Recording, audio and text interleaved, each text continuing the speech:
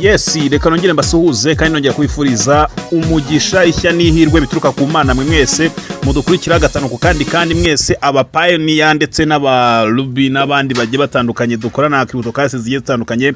Rero no kuvuga ngo ndashaka kubibutsa umuntu wese utari kumayininga Ruby, iyi coin ya Ruby agerageze ajya aho ngaho muri commentaire cyangwa se muri description arabonamo link ya Ruby mining. Ubundi yinzanye ndashaka ko tugaruka kuri Ruby tukayatuganira kubijyanye na Ruby cyangwa se ahigeze. Nkwibutsa ko iyi cryptocurrency cyangwa se iyi coin ya Ruby ni coin munyihangane kabisa. Ni coin guhera ku itariki 5 hagati itariki 5 n'itariki 10 hafi aho igiye gukora amateka, igiye guhindura byinshi cyane. Abantu babonye noneho KYC ya Ruby, dore ko twebwe tuyimenye vuba cyangwa se ni coin itari hiti cyane, ariko ni coin ngiye ubwanye narayirebye nyigaho nyitekerezaho ndeba byinshi byayo, nkora ubushakashatsi kuri Ruby, ndangije ndareba mbona ni coin idasanzwe. Ibyo rero narishatse kubabwira nuvuga ngo ku itariki guhera ku itariki 8 kugeza mu matariki ya 15 hafi aho ngaho hari byinshi cyane bigiye gukorwa, dore ko guhera ku itariki 8 iyi coin izaba yagiye ku isoko, aho izaba iri gucuruzwa cyangwa se utanga coin bakaguha amadolari, cyangwa se noneho wamara kuyitanga bakaguha amadolari ukayivunja mu mafaranga ushaka, ukabasha kuba wahabwa mu mafaranga wifuza ugakomeza ubuzima bukendereya. Noneho ikiza cy'iyi coin ni coin nge nararebye muri coin zose nagiye mininga, ndeba coin zose nagiye mbana nazo, ndeba ama coin nagiye menya aho nigishijwe nanjye nayo nagiye nigisha abantu, ndangije ndareba sanga Ruby niyo coin yonyine usangamo na location y'igihugu cyawe. Wajya ku mininga bakaguhitishamo kavati ndamayiningira mu Burundi, ndamayiningira Uganda, ndamayiningira mu Rwanda, ahuri cyangwa se bitewe n'imyirondoro washyizemo ujemo ukunze kubona igihugu cyawe ukaba ari cyo ukanzaho cyangwa se umayiningaho. Nuvango rero ni coin ubona ko ifite gahunda kandi isa naho inemewe na societe y'isi yose, ubona ko ari coin yemewe n'abantu beshi cyane, ukabona ko ari coin izwi noneho birenze, kandi ubona ko ishobora kuba ifitanye partnership n'abanyabihugu bagiye batandukanye cyangwa se n'abamwe mu bayobozi bagiye bakomakomeye bo mu bihugu bigiye bitandukanye, usanga ko bashobora kuba bazi ibanga rya Ruby.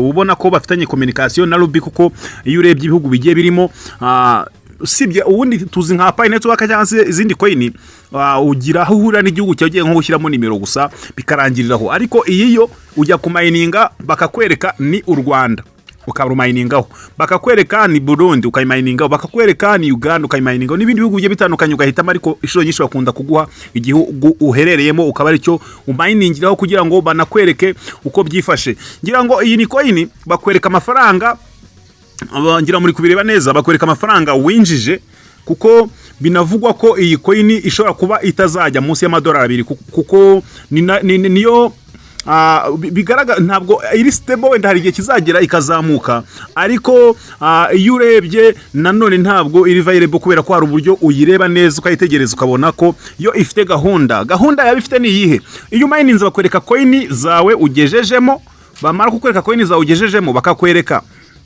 amafaranga zihwanye nazo ku giciro cyagenwe, bakayakwereka mu madolari, ugasanga ariko yini 5 ufite bakakwereka amadolari ugejejemo na amadolari wenda 30 cyangwa 40 cyangwa 70 bitewe n'agaciro cyangwa se n'uburyo babibaze cyangwa se nabwo bafata karikatisi bawe tubibona.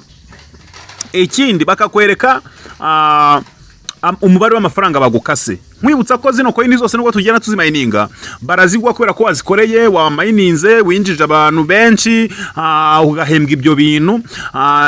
Nanabibutsa mwese abantu mugerageza kunyinjiriraho, haba kuri Ruby ndetse haba no kuri Pi Network ndetse n'izindi zitandukanye nzabana za TCC, hari coin yishane nzabaho ko nanjye maracukumbura ndeba coin igezweho cyangwa se coin iri fresh, usibye ko muzajya mubona n'izindi zaziyana ziferinga, kubera ko iyi mishinga benshi bajyamo bakazana ama coin agiye atandukanye, ariko abenshi bagashya bakabyihorera coin zabo zigaferinga. Ariko tugomba gupima amahirwe kuri coin zose tugiye tubona zigerageza, kubera ko n'ubuntu nta kiguzi bagusaba.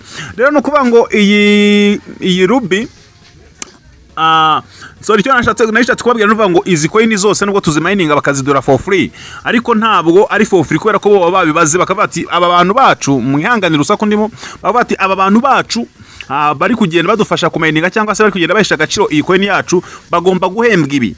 Uko yinjije abantu benshi cyane nibwo ugenda urushaho kugenda ubona imibare y'abantu bagiye imibare y'abantu bagiye bakwinjiraho, bigatuma mining yawe itumbagira kwa mininga cyane. Nibyo rero nabazaga abantu, nibutsaga abantu banje bose banyinjiriraho kuri zo coin zitandukanye, mujye mugerageza uko mushoboye kose mwinjize abantu benshi, kuko iyo winjije abantu benshi nibwo nawe ubona byinshi, nibwo wunguka cyane, kubera ko iyo winjije umuntu umwe wari uri kuri speed wenda ya gatatu mu masegonda 5 biza kurangira ugeze kuri 5 mu masegonda 5. Uri kubyumva neza? Rero nuvuga ngo ihita ijya kure, iratumbagira ni handi umayininga byinshi. Mujye mugerageza mwinjize abantu, ntimukinjemo gusa ngo mutuze mugezaho. Oya, uba ugomba kwinjiza abantu kugira ngo nawe uzabone amafaranga menshi cyangwa se uzabone coin nyinshi. Rero iyi coin ya Ruby tugenda tubona mu madolari, tuyibona mu mafaranga agiye atandukanye. Nibyo nakubwiraga, izi coin nubwo baziduhera ubuntu, babibara nk'atari ubuntu, kandi nawe niyo birebye usanga atari ubuntu kubera ko warabiharaniye, warazikoreye, warazizamamaje, warakoze publicité, waratumye ibi bintu bigirwa bihabwa agaciro. Rero no kuvuga ngo icyo gihe coin iyo uyimayininga bagira ibyo bagukata. Ruby rero yo igenda yerekana akantu kandi amafaranga bagukata, bakakwereka amafaranga winjije, bakakwereka asigaye yo wakaswemo nayo bakase, bakakwereka niramuka igiye ku isoko amafaranga ya nyuma itazajya munsi. Niba ari coin 10 bakakwereka amadolari zabihagaze. Nk'ubu ngira ngo muri kubireba, nk'iyi ni coin y'umuntu nandi gukoresha ifite agaciro k'amadolari ari hejuru y'amadolari 140 ingahe, 140 gutyo. Kandi we ntabwo aramaramo iminsi igeze nko muri 4. Nuvuga ngo yinjije abantu aranamayininga tu, ibaze kugira mu minsi 4 ube ukora amadolari hejuru y'ibihumbi, amadolari hejuru y'amadolari 140, urumva amafaranga menshi. Kandi icyo ngicyo ni igiciro kiteganya gihe kizaza, baba bavuga ati uko byagenda kose rijya ku isoko ntabwo yajya munsi y'aya mafaranga. Rero no kuvuga ngo ikiriho cyo amakuru mashya hari nuko iyi coin gerageza utanguranwe uyimayininga hakiri kare. Muri commentaire harimo link. Ikindi referral code yayo iba ishuro nyinshi ikunze kubira setinzemo ni nimero, ushobora gushyiramo nimero yawe cyangwa se nimero yanjye, ngira ngo ibi nariho ni kuri invitation code uraza kuyibonaho. Nukuvuga ngo rero ikiriho cyo nuvuga ngo ni coin itaguna no kugorana. Iyo yestaye ni vuba cyane nako kanya igahita itangira gukora, upfa kuba ubizi wenda ku install applications zitandukanye. Iyi ngiyi iroroshye, gerageza rero uyimayininge cyangwa se uhita winjiramo vuba cyane, kuko utangirane nayo, utangira n'isoko ryayo, kubera ko ku itariki 8 izajya ku isoko, mu matariki 10 nibwo izabatangiye gucuruzwa.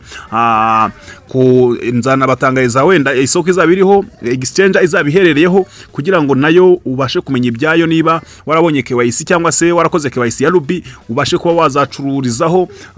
Ni coin mu byukuri irimo gukora akantu kadasanzwe. Ni coin nziza, ni coin ntabura kubabwira ko imeze fresh, ntigoye, ntiruhanya, usibye ko kubona coin yayo biragoye. Biragoye, ni ikintu gifite agaciro nyine, ntabwo ari ikintu, ntabwo ari za coin umayininga. Hari ibyo mining ukona birirukanka cyane ukagira ibikoin byinshi, nabyo bikarangira vuba. Yo ni coin yihagazeho, ubona ko yapangiwe, ubona ko ifite umurongo muzima, ubona ko inagoye kuba wabona coin imwe yonyine. Ariko bigoye ku muntu mushya, umuntu utarakoze ikintu cyo kwinjiza abantu. Iyo winjije abantu benshi cyane ugenda ubona umuvuduko urejeho wo kumayiningiraho. Ariko ni coin mu by'ukuri ushobora gusanga harimo n'abantu bamaze ukwezi batarabona na coin 15, kandi bamayininga umunsi ku wundi. Ariko abona baba baragiye bakora amakosa bagashaka kwiharira. Ko mba naraguhaye amakuru yo kumayininga, nkakwereka uburyo ugiye kujya ukoreramo amafaranga, wamara kugera muri ubwo buryo nanjye mba nabikoreye for free nkabikubwira nawe ukabijyamo. Kuki udaha amakuru abandi nabo ngo bamayininga? Kandi ni inyungu zawe, kubera ko uko winjiza abantu bagiye batandukanye niko ugenda ubona nawe umuvuduko uri hejuru ukamayininga rwose coin nyinshi cyane. Ruby rero ni coin nshaka ko tuzatuganiraho nanone umunsi kundi nkabaha update zayo, hamwe na Pirate Worker. Nizo coin zombi ebyiri nshaka kuzajya none mbaganirizaho. Izindi mba nzifite, ariko impamvu ntaba amakuru yazo nuko mba ntarayizera neza. Nk'ubu impamvu mba mbaye amakuru ya Ruby nuko mba ntangiye kugenda nyizera, nanjye mbona ko ari ngombwa. Mvuga ngo reka tutangiye twitegurane nayo, kubera ko igiye gutanga umukate. Rero nitwa Peace nitwa Peace, aha ni Kumvura TV. Wahisemo neza cyane kubana natwe gatanu ku kandi ni by'agaciro kenshi cyane gakomeye. Ikindi nkwibutsa, ushaka no gusohokeraho gutemberera, wajyana umwana wawe rwose uwo wabyaye cyangwa se utabyaye, wajyana inshuti zawe, wajyana abavandimwe bawe, ugasohoka ugatembera nta handi. Uva mu mujyi wa Kigali mu kavuyo duhoramo, wambuke amazi sibyo Akagera. Urumva Akagera kariko abeshi ntimunakazi, urenze Gahanga ukambuka ikiraro werekeza Nyamata, wamaze gufata akarere ka Bugesera, ukizamuka ko gapando hafi aho ngaho, ukikazamuka umaze kugera nko muri metero 300 ahantu mu ikorosi, uhita ubona ahantu hatangirira ibyuma biba biri ku mihanda, uhita ubona akabari kitwa Umukindo Bare. Aho ngaho uhite winjiramo niho bibera, utangira wikinira byari, utangira utembera mu mahumbezi, biti bimeze neza cyane, wiyumvira akayaga, ureba ibyiza bitatse Bugesera cyangwa se ibyiza by'umujyi wa Kigali, kuko urebesha amaso mu mujyi wa Kigali na hano heza cyane. Uyakirwa gufite inkoko nziza, ifi nziza, ibyo kurya byose by'ubwoko bwose birahari, ibyo kunywa by'ubwoko bwose birahari. Ikindi nanone, iyo umaze kumva waryoheje fresh, bimeze fresh, wumva unaniwe cyangwa se we na sheri wawe cyangwa se ukubishaka cyangwa se umudashaka gutaha, bahita baguha icyumba cyiza. Icyumba cyaho ni muri etage, ushaka wajya hasi musi, uhitamo aho ushaka, ariko ni ibyumba binini bigari byisanzuye, ni ibyumba ujya mukisanzura rwose, ni ibyumba wakirana n'uwo muri kumwe mugakirana rwose, ukakoreramo siporo, wakumva unaniwe ugakaraba, harimo douche n'amatoilette, warangiza gukaraba ukiryamira, cyangwa se nuvaho. Ni ibyumba byiza cyane, ushobora kubivuga ukumva ni nk'ibihumbi 100 icyumba kimwe, ni ibihumbi 10 byonyine. Nanjye naragezeyo ndatangara ndumirwa, ariko ni heza cyane. Rero nta handi, ni mu Mukindo Bare aho bita kwa Jafeti, sibyo? Abamuzi akorera muri Kicukiro, ubu ngubu niho yagiye. Ni heza, bagufite akabenzi, navuga byinshi, ariko ngiye ubwanye nagezeyo ndumirwa. Sasa rero mfite imodoka, amazu, ibyo byose ubishaka, reba publicity. Asante sana zaidi. Izi ni zimwe mu modoka dufite aka kanya ziri kugurishwa. Ubu tuvugana aka kanya zo nagenzi zazo mutabona hano, zikaba ziri ku isoko. Nawe se waba wifuza ko tukugurisha imodoka? Waba ufite se imodoka ushaka ko tukugurishiriza? Nyarutsa yizaye tuyigushyirire ku isoko, si ngombwa ko bikwicira akazi, twe turahakubereye. Izi nazo ni inzu nziza kandi zose ziri ku isoko. Niba ushaka ko tukugurishiriza inzu, tugane. Cyangwa se waba ushaka ko tugushyirira inzu ku isoko, nyaruka tubigufashemo. Ibi nabyo ni ibibanza byiza dufite biri ku isoko. Waba se ufite bene ibyo bibanza ushaka gucuruza cyangwa kugurisha, duhamagare tubigucururize. Dufite amasamba atandukanye, amahegitari n'amahegitari, imirimo yo guhinga n'amafamu yo kororeramo. None se waba ufite imodoka ikodeshwa, ufite gahunda yihutirwa, none wabuze ugukodesha imodoka, duhamagare tubigufashemo. Uzi n'ikindi, dufite ibikoresho byo mu ngo bitandukanye. Niba ufite ibyo ucuruza cyangwa ushaka kugurisha, wibura umukiriya kandi duhari gatanu ku kandi, kuva mu gitondo saa 6 nimugoroba. Twe turacuruza kandi turamamaza. Nuko barangira ino mari nziza cyane kandi idahenze ku mafaranga make cyane. Ukimara kugura ahangaha, urabubitsa ubutunzi bwawe bwiza cyane hatavogerwa muri iyi si. Amafaranga make cyane ugahita ugura Kicukiro. Aha hantu harimo ibibanza bigeze kuri 4, harimo amakadastere 2, ndetse harimo n'indi ya 3, hakabamo amanegisi meza cyane. Buri anegisi ifite ibyumba 2 na saro, ndetse n'igikoni na douche na toilette, kandi ibyo byombi bikaba bikoreye amasuku bimeze neza cyane. Aha ni Kicukiro, neza imbere ya Mount Kigali, ahahoze Mount Kenya, haruguru ya Sport View Hotel gatoya, ntuhita ubona ibyo bibanza birimo amazu meza. Ni ibibanza bigeze kuri 4. Umve ko ari ahantu heza cyane kandi hagari, hataguhenze habe na gatoya. Kibanza cyakigura $200,000. Urumva ibibanza 4 ni hafi $800,000, ariko twe turashaka amafaranga atarenga muri 1/2 cy'ayo mafaranga. Ni ahantu heza, haguru habike cyangwa se uhatura, kubera ko n'ubu ngubu hinjiza amafaranga menshi. Iyo uhagaze kuri umutungo utimukanwa ugiye kuba wawe, wawitegeye Kigali yose, aho werekeza amaso gaye tureba Kanombe yose, mu kibuga cy'indege kareba Remera yose, muri Stade Amahoro, Kigali Arena Regional, Nyamirambo yose, ukazengurutsa amaso yawe umujyi wose wa Kigali, aho ngaho kandi wicariye mu rugo iwawe. Ni ahantu heza cyane, ndagushimira. Ndabakunda cyane, mukomeze kunogerwa na gahunda z'isheni yanyu mukunda muri benshi cyane.